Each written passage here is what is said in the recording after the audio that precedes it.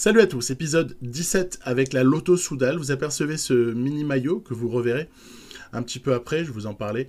Et on a quelques objectifs assez sympathiques ici. On se souvient de la victoire de Dylan Teuns sur les Strade Bianche.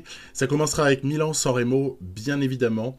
Milan-San Remo où on espère faire bis pour Philippe Gilbert qui s'était imposé de côté de Omloop et qui tentera d'aller chercher le monument qui lui manque. Puis après, on s'intéressera à Gand, GPE3, Gand Wevelgem. Tour de Catalogne, j'y suis allé finalement. Et en passant 3 jours de Bruges-La Panne. Voilà, donc épisode un petit peu attendu parce que Philippe Gilbert. Écoutez, j'espère vous satisfaire avec ce qu'on va proposer. À commencer ici par Milan-San Remo. Alors, il y a un nouveau maillot là que j'utilise dans cet épisode et que je vais utiliser, je pense, dans les temps à venir. Il vient du Discord où nous avons organisé un concours et évidemment le maillot vainqueur, en l'occurrence Lotto Soudal, dans la catégorie Lotto Soudal par exemple, méritait d'apparaître évidemment en vidéo. Regardez, Philippe Gilbert, il est en plus 3 prévisionnels. Donc il y aura ce petit maillot, vous me direz ce que vous en pensez. Il a le mérite d'exister. Moi, je le trouve joli. Et puis, ça fait un petit peu de changement, ça fait un peu de variété. Mais l'autre n'est pas moche, hein, celui par défaut. Mais voilà, donc c'est toujours sympa d'avoir un peu de variété. L'équipe alignée est plutôt forte autour de Philippe Gilbert, lequel n'a hérité que d'un +2. Donc là, il faut bien se rendre compte que la planification a été bonne, mais la chance du moment n'a pas été pour nous. J'aurais largement préféré courir avec un +3, +4 ou +5, mais on prend ce qui vient et on va essayer de s'en accommoder pour essayer de monter un petit scénario favorable à l'ami Philippe. Les forces en présence sont celles qu'on imagine, avec Wout van Aert, avec Mathieu Van Der Poel, avec Julien Alaphilippe aussi, qui est présent et qui est bel et bien le leader de Deceuninck Quick-Step. Donc intéressant de voir également que quelques mèches s'allument à l'approche de la Cipressa. Magnus Cort Nielsen ici, avec Van Mark et Peter Sagan, mais on sait aussi que dans la Cipressa, ça roule tellement vite que pas grand-chose ne permet à une échappée de tenir le coup face à des équipiers pourtant. Hein, on voit Gardini, on voit De Bont qui roulent à bloc et qui reprennent assez systématiquement les coureurs échappés, si tant est qu'il y en ait encore. Et ce, même s'ils sont très forts. Donc je vais pas me gaspiller l'énergie, à ce moment-là. Autant rester placé. On reste placé, on a le concours de Degenkolb en protection, on a le jeune Krejci, le jeune Pasqualino, qui sont nos petits régènes de l'année. Jelle Wallace est présent, Tim Wellens également, et Dylan Teuns, ce qui nous fait quand même la possibilité de construire un petit train assez satisfaisant dans le Poggio, dont on va approcher.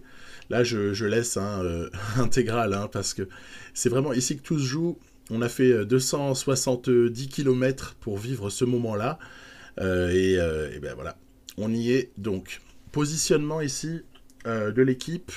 Alors, je vais essayer de jouer en fonction des forces de mes coureurs. On n'est pas trop mal placé à ce stade-là. Il va falloir surtout aborder le Poggio plus ou moins en tête. Mais attention, il y a quand même des velléités de certains coureurs. Voilà, regardez. Je demande ici à Degenkolb de rouler très fort. Jelle Wallace aura ou pas son petit moment à lui. Et surtout, voilà, 99. Carrément là, pour le coup, d'habitude, j'y vais un peu plus soft, mais je joue parfois avec des punchers qui ont plus de marge. Donc ici, on prend pas de gants, on y va de manière très lourde. Ici, c'est Krejci qui va, ajuster un petit effort à 92 avec Teuns, Wellens et Gilbert dans la roue. Donc on roule tous pour Gilbert. C'est quasiment contre nature en vertu des notes du jour, mais c'est pas du tout contre nature dans l'objectif qui est celui de Lotto Soudal et de Philippe Gilbert en particulier. Et on va essayer de jouer ici un tour de passe-passe. Voilà, on va sauter le relais Teuns pour essayer de faire partir Wellens. Pourquoi j'ai fait ça ? C'est parce qu'en fait j'ai vu que les poursuivants immédiats n'étaient pas nécessairement...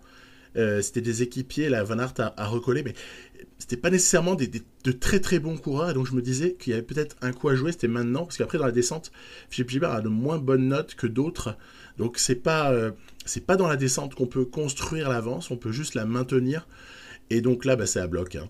C'est à bloc, en relais très très très intense, pour essayer de maintenir un certain écart. On est parti à la cabine téléphonique, il y a 20 secondes, normalement 20 secondes doivent permettre de tenir, mais elles vont se réduire, regardez, comme peau de chagrin, dans pas longtemps. Ouf, on l'a fait. Il a tenu Gilbert. Gaviria vient devant Sam Bennett compléter le podium, un podium donc de sprinters, hein, top 10 peuplé par les sprinters.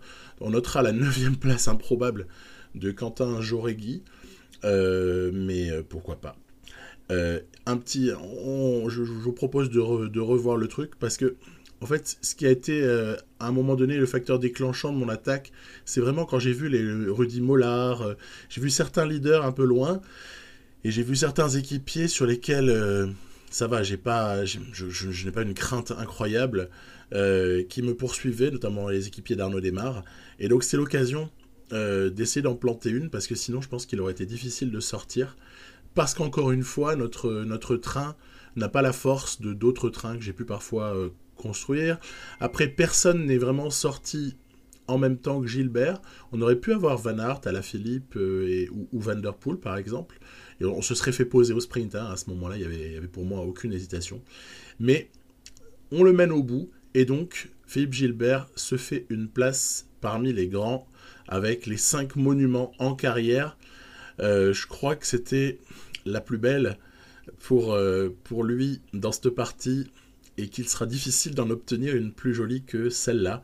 Donc voilà, on en profite. On sait que les coureurs âgés ont tendance à régresser. Il approche des 38 ans, le pépère, hein. Donc honnêtement, c'est pas loin de la fin.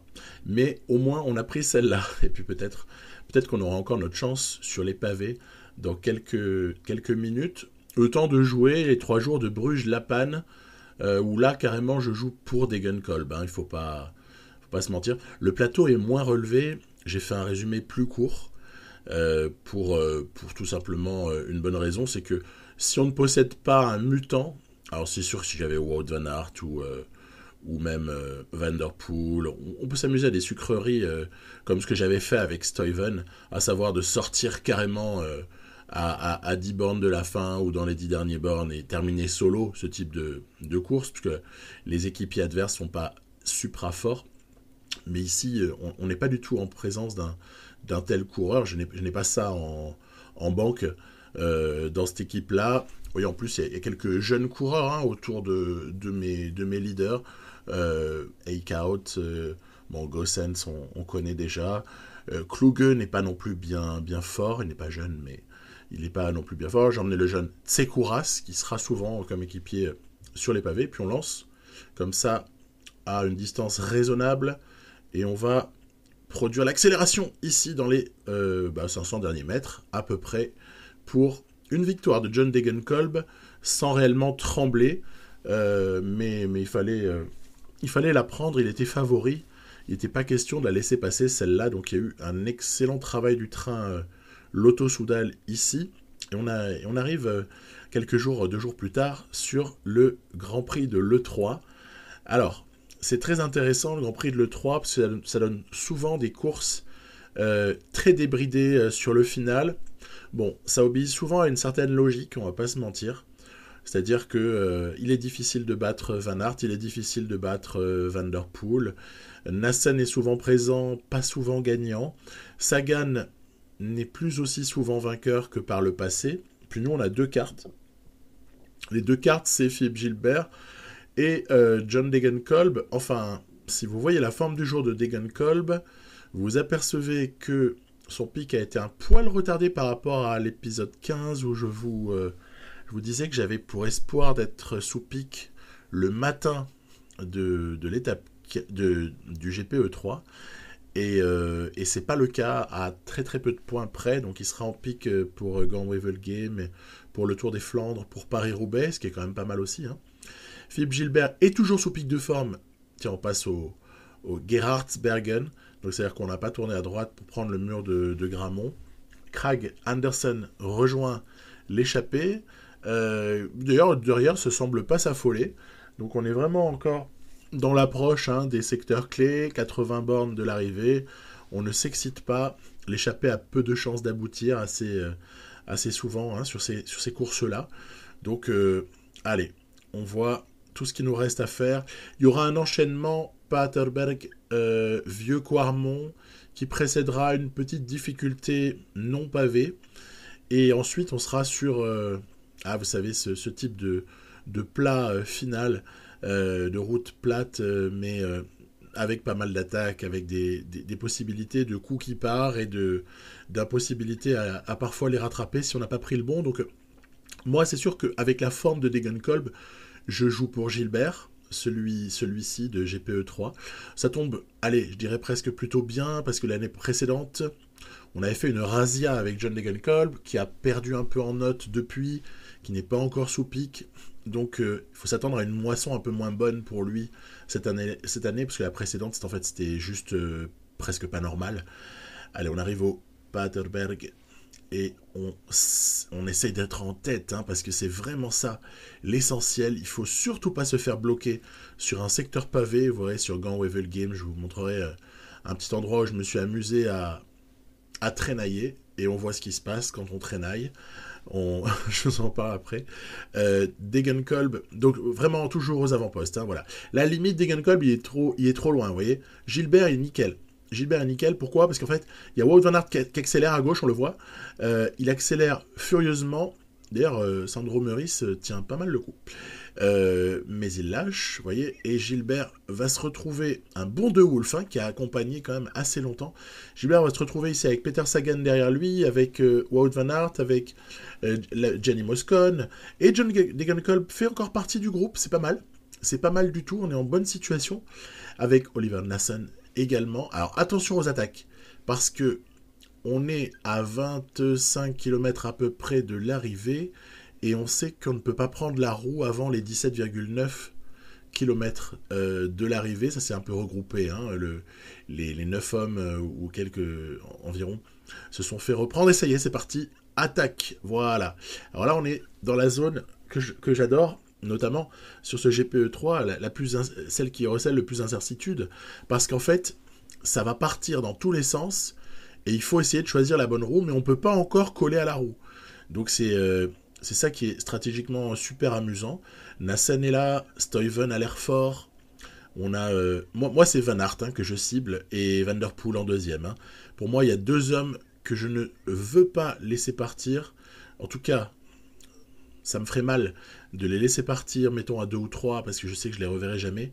C'est Van Aert ou Van Der Poel. Sagan, quelque part, me fait moins peur. Là, on est maintenant dans la roue de Van Aert. John Degenkolb aura fait ce qu'il aura pu, mais ça aurait été insuffisant. Regardez, voilà. On va rester bien dans la roue de Van Aert. On avait aussi Yves Lampaert, qui était pas mal sur ce final du GP de l'E3. Van Mark est présent également. Casper Asgreen pour la Deceuninck Quick-Step fait aussi montre de sa qualité. Et Nassen semble partir là de manière irrémédiable. Je me méfie parce qu'il est capable de terminer le bougre. Donc hop, on contre-attaque. On se dit d'ailleurs que si le coup peut être joué à deux, ça peut ne pas être bête. Donc vous voyez, je switch un peu d'une roue à l'autre. Nassen et Van Aert semblent très très très forts en vérité. Donc on va suivre Van Aert en espérant ne pas se faire bloquer. Si jamais il y avait eu accélération de Van Aert, là on se serait fait bloquer contre la balustrade, ça peut arriver. Parfois, il est parti le bougre. Nassen va peut-être s'imposer ici sur ce GP de l'E3, et Van Aert tente une contre-attaque, mais dans la roue, il y a Filou, quelques jours, une semaine environ plus tard, que Milan-San Remo va-t-il en ajouter une deuxième? J'ai la roue de Van Aert cette fois-ci, de Nassen, parce que Van Aert a fait un gros effort, j'ai switché de roue, et on va déposer tout ça sur le final, avec donc beaucoup de... Enfin, pour moi, ce sont les courses qui recèle le plus d'émotions. Parce que la montagne, dans cette partie, c'est pas vraiment l'objet, même si on verra plus tard que rien n'est perdu et qu'on peut avoir de beaux espoirs, notamment sur le Giro. Mais c'est vraiment une équipe avec laquelle les classiques sont supra excitantes, surtout avec des coureurs vieillissants au niveau des leaders, avec des leaders adverses qui sont objectivement vraiment plus forts sur le papier. Ouais, cette victoire, elle m'a fait très très plaisir. Elle était chèrement obtenue. Ensuite, Gant-Wevelgem pour voir si Degenkolb peut faire le doublé. Et puis, il y a aussi un petit truc, c'est que le sponsor réclame, c'est une des seules dates de l'année où il réclame une victoire, carrément, et non pas une place. Donc là, je suis un peu tendu. Je suis un peu tendu au moment d'aborder ça, parce qu'en plus, j'hérite de formes du jour qui sont excessivement moyennes, je dirais. Le plus 1 de Degenkolb sur Gant-Wevelgem, ouais, bof, quoi. Franchement, c'est un peu dégueulasse, en vérité. C'est un peu dégueulasse, mais c'est comme ça. Donc, il faut s'en accommoder, encore une fois. On aura... De toute façon, ça va, ça vient. Hein. Là, on a eu un peu de malchance, je dirais, sur les formes du jour. Jusque-là, hein, et y compris à San Remo. mais c'est pas grave. Parce qu'en fait, on sait très bien que ça s'équilibre. Regardez, ici, c'est intéressant. J'étais pas dans les 10 premiers au moment d'aborder cette difficulté, même pas pavée. Hein. C'était juste un resserrement. Et tout de suite, bam, on se prend une cassure. Alors, si je le fais aussi loin de l'arrivée, c'est parce que je voulais le montrer. Et puis surtout, il n'y avait aucune incidence réelle sur la course. Enfin, a priori. Puisque on est très très très loin de l'arrivée. On sait que les groupes se reconstituent sur Gant-Wevelgem, surtout au niveau des groupes de favoris, donc il n'y a pas le moindre souci. On va aborder ici le premier passage, là dans quelques kilomètres, ce sera, après voilà, cette difficulté du Banneberg, ce sera un premier passage au mont Kemmel, et ce sera le côté qui comporte des pavés sur cette modélisation de la carte. Donc être aux avant-postes, là, est un must. Hein. Par contre, là, vous pouvez commencer à déconner. On a beau être qu'à 70 bornes, un peu plus de l'arrivée. On doit être placé sur ce secteur-là. Secteur qui fait assez mal. Hein. C'est un 3 étoiles, donc il faut toujours se méfier du 3 étoiles. Il est assez impactant. Donc ici, vous voyez les équipiers qui souffrent énormément. Hein. Certains qui ont déjà jeté l'éponge. Mais Gilbert et Degenkolb sont en place. Donc c'est ça qui compte pour moi. On va évidemment protéger en tout premier lieu John Degenkolb, qui est notre principale chance au sprint, même si, toujours pareil, j'aurais pu faire la course en cherchant à me débarrasser des Viviani, Gaviria, il y a même Brian Cocard qui est présent, Arnaud Desmar. J'aurais pu forcément jouer dans cette optique-là, mais en fait je n'en avais pas les moyens. C'est pas comme parfois avec d'autres équipes qui sont assez fortes, où j'ai les moyens d'éliminer comme ça des sprinters. Mais là, j'en ai pas du tout les moyens. On retrouvera dans quelques, je sais pas combien de temps, mais dans quelques courtes semaines, je pense, un scénario similaire sur Gant-Wevelgem, enfin, une difficulté similaire sur Gant-Wevelgem avec Movistar. Sauf que je pense que, vous voyez, Wallace qui a lâché aussi ici, ça me fait un peu mal. Il va revenir. Il va revenir un peu après, là, ici, sur le deuxième passage au Kemmelberg. Donc, on reste bien sage. Je n'ai pas Jesper Stuyven dans cette partie. Donc, je ne cherche pas à gagner en partant à 32 bornes de l'arrivée. Hein, si vous voyez ce que je veux dire. Parce qu'il faut vraiment avoir un mutant pour réaliser un truc pareil. Là, c'est impossible. Je parlais de la force de l'équipe. Force de l'équipe moindre, à mon sens, que même mon équipe autour de Garcia Cortina sur la partie Movistar. C'est-à-dire que là, vraiment, Wallace, c'est la troisième force. Alors que je pense que chez Movistar, dans ma team de pavés, Wallace serait la 5e ou 6e force, peut-être. Donc, je pense que j'aurais les moyens de faire certaines choses avec Movistar que je n'aurais pas les moyens de faire ici. Donc, on se contente de suivre. On observe également, on voit que par exemple Alexander Kristoff n'est pas un candidat à la victoire, et pour la bonne et simple raison qu'il qu'il travaille, il n'arrête pas de travailler pour Gaviria, donc on a bien compris le message. Moi, je vais essayer de rester sage jusqu'au moment où on tentera un truc quand même avec Gilbert, parce qu'on va pas non plus ne rien tenter avec Fifi. Regardez, c'est ici. Ici, on va tenter 12 bandes de l'arrivée, je me dis c'est pas mal. C'est pas mal calibré, il reste juste trop d'équipiers. Voilà. C'est-à-dire que si on avait eu cette barre-là avec un peloton de 20-25 coureurs, là, je pense que le coup pouvait peut-être aller au bout et encore. Et encore. Ça sera pas le cas ici, mais on va quand même pousser. Alors, Gilbert, il ne reste plus grand-chose, le pauvre.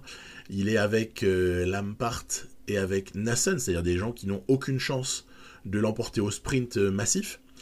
Et regardez, malheureusement, ah là là là là, c'est encore Mohoric qui fait le boulot. Là, ça fait mal un peu. Ça fait un petit peu mal de se faire reprendre comme ça. On est à 5 bandes de l'arrivée. Il y a encore une contre-attaque ici. Magnifique. Magnifique contre-attaque. C'était Tom Skynes à ce moment-là qui a contre-attaqué. C'est assez valeureux. Je vais envoyer Wild Ace à fond, mais ça, c'est juste de l'effort curseur. Parce qu'en fait, je prépare le sprint. Lancé peut-être d'un petit peu plus loin avec des Gunkolb à qui il reste pas mal de barres. Allez, on va y aller. Ah là là, on a Arnaud Desmar dans un caillou dans la chaussure là. Pourquoi est-ce qu'il nous a suivis? Ah là là, intelligence suprême du jeu qui a pris avec Desmar la roue de Degenkolb et le dépose de ce fait, parce que Desmar va plus vite. C'est tout à fait logique, et d'ailleurs dans la réalité, je pense que Desmar déposerait Degenkolb de 2020 ou de 2021. Deuxième donc, pas de victoire, j'en suis désolé, mais en même temps c'est sympa aussi. Et puis on a eu un scénario que j'apprécie aussi. J'aime bien ce final un peu haletant, et puis l'issue aussi me paraît belle, avec un Desmar qui choisit la bonne roue, et très bien, très très bien. Alors après, j'annonce un court résumé du Tour de Catalogne, mais ça c'est tout moi résumé. Hein. J'annonce quelque chose de court, et puis en fait ça fait 18 minutes quoi. Donc en fait c'est pas court du tout. Qu'est-ce qui se serait passé si c'était long? Vous allez me dire. C'est qu'en fait je me suis pris au jeu et j'avais surtout pour ambition un peu de défricher le terrain avant les grands tours, mais aussi avant le Tour du Pays Basque. Alors certes on n'a pas Hagen sur Catalogne, alors qu'il était prévu, vous vous souvenez de l'épisode précédent, je vous l'avais expliqué, mais je le redis, Hagen était prévu pour être leader sur Paris-Nice, on a bien vu ce qu'il en a été. Il était également prévu pour être leader sur Catalogne, donc je lui avais ménagé normalement un joli pic de forme avec une zone vraiment où il était leader, et c'est bien regrettable parce qu'on aurait été privé de Karl Friedrich Hagen. Du coup maintenant il va jouer l'équipier, par contre j'annonce sur les échéances qui vont suivre, Hagen sera équipier. Il y en a un qui est excitant, c'est Ptirejen Krejci, qui est en très bonne forme, il est sous forme de pic de forme actuellement, et je vais l'envoyer en échappée, parce qu'on sait que cette étape 1 est assez propice, là c'est Desmar qui lâche, assez propice aux échappées, ça se tente, parce que du coup je me suis dit, essaie de profiter de ce Tour de Catalogne, pour peut-être glaner une victoire ou deux par-ci par-là, pour satisfaire le moral de tes coureurs principaux participants, mais peut-être aussi d'un jeune, je cracherai pas dessus. Bon, en l'occurrence, Krejci sera un peu court, ça a plus roulé que parfois, et du coup je vais tenter un coup un peu de panache avec Wellens à partir à presque 20 km de l'arrivée. Je me dis que Wellens à plus 3, on connaît les qualités du bonhomme, Wellens à plus 3 a une chance d'aller au bout, en fait. Parce que là encore, les sprinters, le plateau de sprinters sur la Catalogne n'est pas fou, donc les équipiers sont un peu moins forts aussi en fait, et on peut essayer de profiter de ça sur un très gros finish. Vous voyez, quand c'est Paré Peintre et Geo Gegenhardt qui roulent derrière l'homme de tête, on a quand même plus de chances que si c'est un mec qui a 78 en pleine, quoi. Vous voyez ce que je veux dire. Et encore, ça termine vraiment, vraiment in extremis. Donc, on la prend cette victoire. C'est très bon pour Wellens parce qu'il n'avait pas le moral. Michael Matthews aura réglé le sprint du peloton. Donc, objectif atteint déjà pour ce qui est du moral de Tim Wellens. Donc, très satisfait. Après, sur le classement final, on verra. Si quelque chose peut se jouer, on le jouera. Et si quelque chose s'il n'y a rien à faire, on l'acceptera également. L'homme de la deuxième étape, c'est Jasper De Beust. Parce que Bah lui aussi, lui je vous ai dit que je croyais beaucoup en lui. Je vais le conserver dans le scénario de partie, j'ai envie de l'avoir. Je libérerai évidemment Caleb Ewan à l'été 2021, puisqu'il avait 2 ans de contrat, j'avais pas le choix, il fallait l'accepter, mais on n'ira pas plus loin. En revanche, De Beust sera un de mes sprinters, on va dire, un de mes types capables d'aller vite et de régler un peloton suivant les cas. Donc, on va essayer de préparer le terrain pour l'ami De Beust, ici même, vous l'avez compris. Alors, parce qu'on a ce qu'il faut comme punchers qui sont capables d'emmener De Beust. Donc, on va faire le boulot. Teuns va accélérer très nettement. Puis, Krejci va s'occuper d'aller emmener De Beust le plus proche possible de la ligne. Elle est en faux plat montant, vous voyez, à 5%, etc. Et voilà, victoire pour De Beust. Là aussi, on coche une case. Oui, j'ai pas fait participer Wellens parce que Wellens, il a le maillot de leader. On le fait pas jouer ce sprint-là. Bon, on attend la suite sur RDO. Voilà, étape 3, arrivée à Valter 2000, j'ai envie de dire, fin du rêve, quoi. En tout cas, fin du rêve annoncé, a priori. Donc c'est pour ça que déjà je me suis donné peut-être la chance d'avoir une forme du jour correcte si le mec je fatigue pas trop avant, mais bon, c'est trop aléatoire. Il a eu +1, mais en même temps +1 n'est pas à crier, quoi. Hors pic, c'est pas grave. Parce que évidemment les objectifs de Teuns et Wellens, au fond, sur cette première partie de saison, ils sont très très bien établis. C'est là aussi je l'avais dit, je l'avais annoncé, donc c'est fidèle à ce que j'ai fait à épisode 15 au moment de la planification. Wellens vise Liège et Teuns vise la Flèche Wallonne. Après, s'il y a un switch qui se produit et qu'on voit que finalement il y en a un des deux qui a une meilleure forme à un endroit ou à l'autre, évidemment qu'on s'adaptera, mais j'ai mis ces objectifs là a priori, donc c'est dans un mois, enfin en tout cas dans 3 semaines, quoi. Donc il faut pas non plus rêver d'une forme folle sur la Catalogne. Donc allons-y, on essaie juste de s'accrocher et puis on voit ce que ça donne. Et puis si ça joue pas, eh ben ça joue pas. Voilà. Surtout que on a ici une concurrence de grimpeurs qui me laisse à penser qu'il n'y aura pas photo. Quand on voit déjà la présence de Roglic, ça fait mal. Et puis, il y a celui qui vient de démarrer là. Et on le reconnaît pas trop, même si, vous savez, ils le font toujours basaner dans PCM, là, Carapace. Oui, il est chez Bora Hansgrohe, donc il y a eu quelques petits mouvements. C'est normal, on est en année 2 d'une partie, donc il y a eu forcément quelques transferts de l'IA. Nous, on capitule très très vite, parce qu'en fait, on n'a pas les moyens, mais juste pas les moyens. J'essaie de le jouer, vous savez, petit effort curseur pour reprendre les gens qui auraient préjugé de leur force. Mais bon, avec 74 de montagne, tu vas te coucher. 74 en montagne, c'est quand même faible, surtout quand on a +1 de bonus. Carapace semble l'homme le plus en forme de ces 4 hommes de tête. Quintana, Soler et Roglic ont une petite distance de retard sur l'équatorien. Et ici, regardez, sur la toute fin, ils vont revenir. Ça, c'est les miracles, vous savez, du sprint, le sprint au tout dernier moment en montagne, alors que tu as l'impression que les mecs sont cuits. Alors je sais que c'est une histoire de cinématique, qu'en fait, en dessous d'un certain seuil, on voit telle cinématique. Ça veut pas dire que le type n'a plus de barre, etc., etc. Ok. Mais n'empêche que des fois, ça peut nous induire en erreur. Voilà. Et en l'occurrence, j'ai l'impression que Carapace allait se faire reprendre par les autres qui sprintaient, mais il lui est resté de quoi franchir la ligne d'un cheveu en tête. Donc, pour le général, déjà, on est cuit. Il va donc s'agir, là, maintenant, d'essayer de jouer notre chance sur des étapes. Peut-être aussi penser au maillot de la montagne avec Krejci. Je me dis que Teuns a beaucoup de retard. Il serait sympathique d'en prendre une avec Teuns, histoire de lui blinder le moral et qu'il arrive sur les prochaines échéances avec un bon moral. Donc c'était en ce sens-là que j'avais tenté de m'échapper avec lui. En l'occurrence, ça va pas marcher.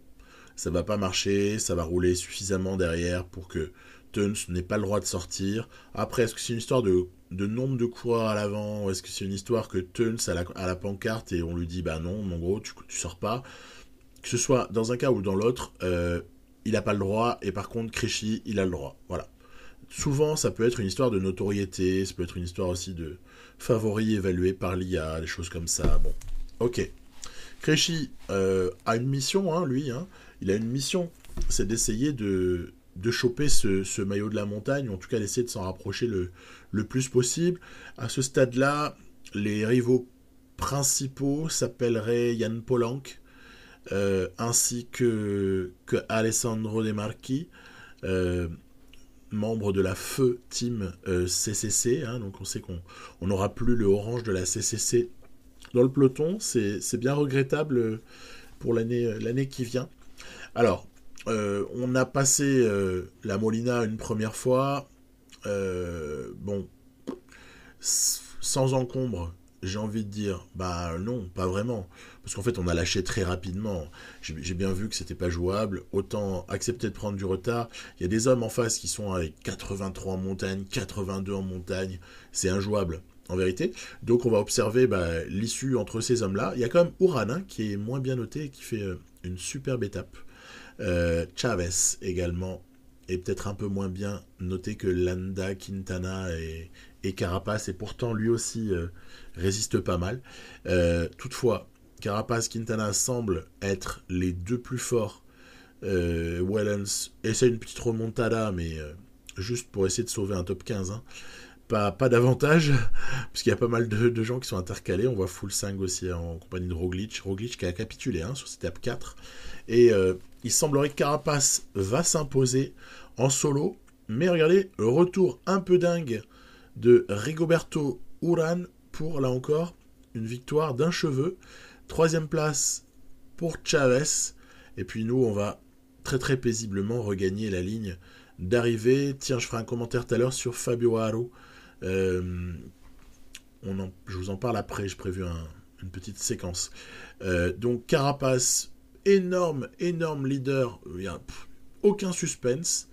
Un Équatorien, 2 Colombiens en tête, c'est plutôt clair le message hein, sur ce Tour de Catalogne.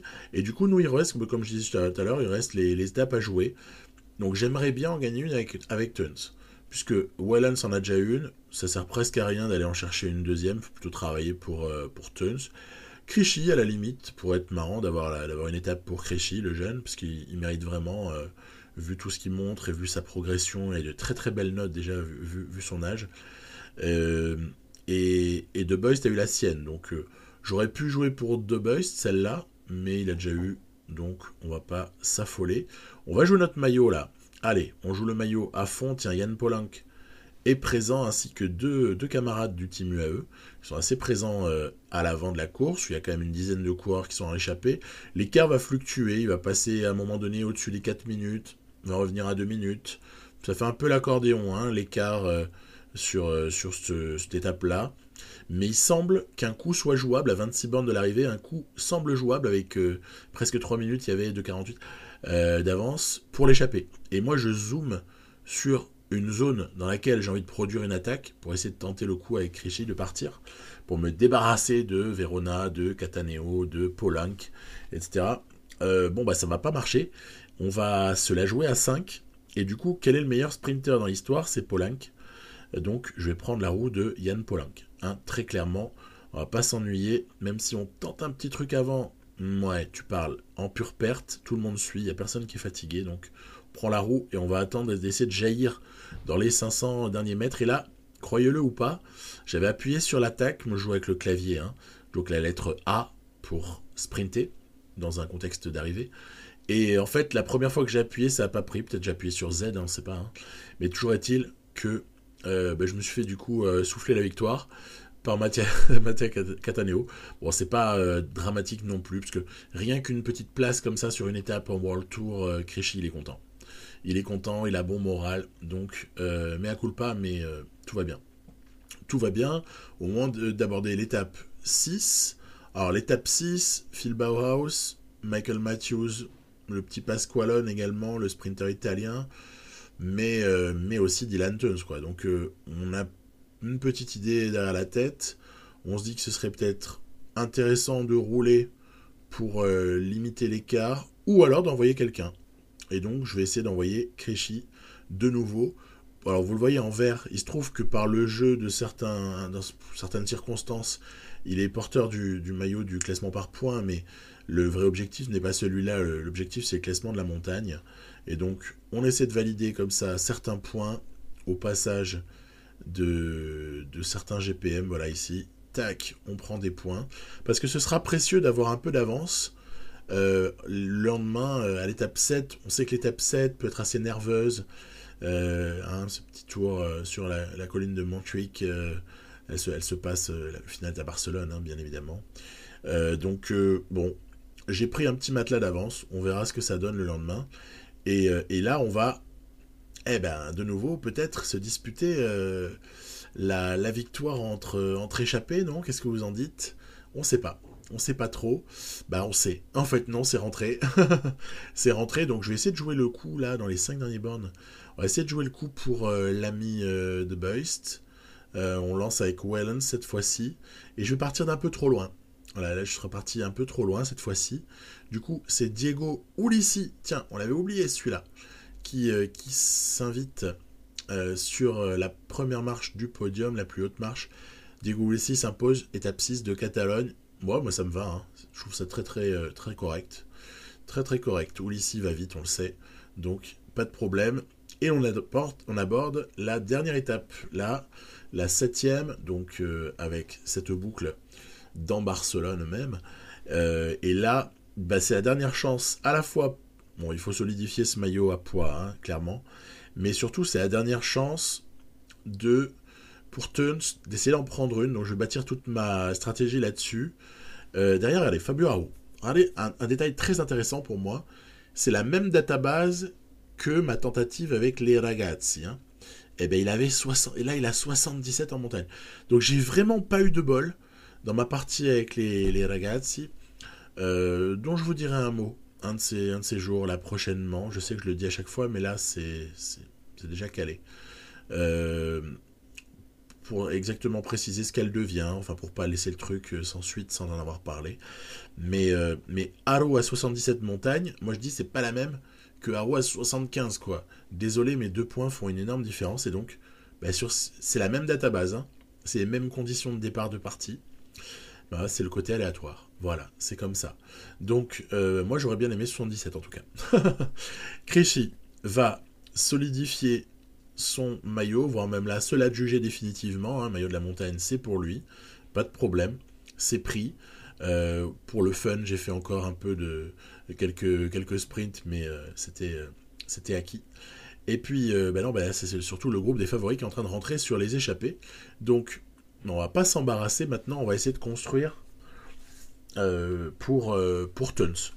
Hein, donc faire rouler à bloc, là c'est De Beust qu'on sacrifie pour protéger Krejci qui va à blinde. On a du coup un tout petit peu reculé parce que la relance est très très violente. On a moyen de revenir dans la descente. On a le boulot de Wellens sera bien évidemment d'emmener Teuns le plus loin possible, hein, j'annonce. Et Pasqualino auparavant aura donné tout ce qu'il avait. L'équipe, elle me plaît bien. Ma petite équipe là sur ce Tour de Catalogne, je la trouve compétitive. Le seul problème c'est le général, hein. Mais on aurait eu rien que Teuns en forme du jour, en pic de forme, on pouvait prendre un top 5. Hein. Là par contre je le dis, hein. C'est juste que là on était sur des formes totalement aléatoires et très très loin de 3, 4 ou 5. Hein. Mais on sait pourquoi. Et c'est un choix. Donc Wellens fait le boulot dans la descente, on sait qu'il descend excessivement bien, Teuns un peu moins, mais dans la roue, tout va bien. Et avec cette petite douzaine, quinzaine, mini-quinzaine de secondes, dizaines d'avance sur Kwiatkowski et Roglic, il y a moyen de lâcher les chevaux ici, telle une attaque à la cabine téléphonique ou un peu avant dans le Poggio. On va essayer comme ça de se construire pour Teuns une avance, parce qu'on sait qu'après c'est quasiment de la descente, hein. Il n'y a que le replat 1 km final. Mais Teuns va prendre cette victoire. Donc, vraiment, un Tour de Catalogne qui, pour moi, aura donné tout ce qu'il avait à donner. Puisque Wellens, je crois, va faire 12e au général, ce qui n'est pas insultant. Mais surtout, on a pris 3 étapes. Et donc ça me va totalement. Plus le maillot de la montagne pour Créchy. Bref, c'était plaisant à jouer, alors que je vous avais dit à l'épisode précédent que j'allais sûrement pas le jouer. Ouais, comme quoi, il n'y a que les imbéciles qui changent pas d'avis, voilà. Donc Carapace, vainqueur éblouissant. Créchy, on l'a nommé. Ulissi prend le maillot du classement par points, très bien. Le maillot, le classement des jeunes, c'est pour David Godu. Et l'IF1 va prendre le classement par équipe. Donc Tuns aura bon moral pendant quelques temps.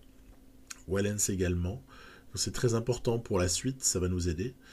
Et puis voilà, hein, on va faire un petit bilan maintenant et se projeter vers la suite. Donc on est à la toute fin mars. J'ai eu une petite évolution de mes EC, je vais vous la montrer à l'épisode prochain. C'est-à-dire, décidément, le bougre ne s'arrête plus. Ben ouais, c'est incroyable. C'est incroyable, ça va finir par être lui le leader sur le Giro si on continue. Hein. Donc petit accro, hein, objectif non réalisé, ce Gand-Wevel Game. Et on verra la suite donc à l'épisode 18 avec Paris-Roubaix, avec Tour des Flandres, etc., etc. Très bonne année à tous. Bye bye.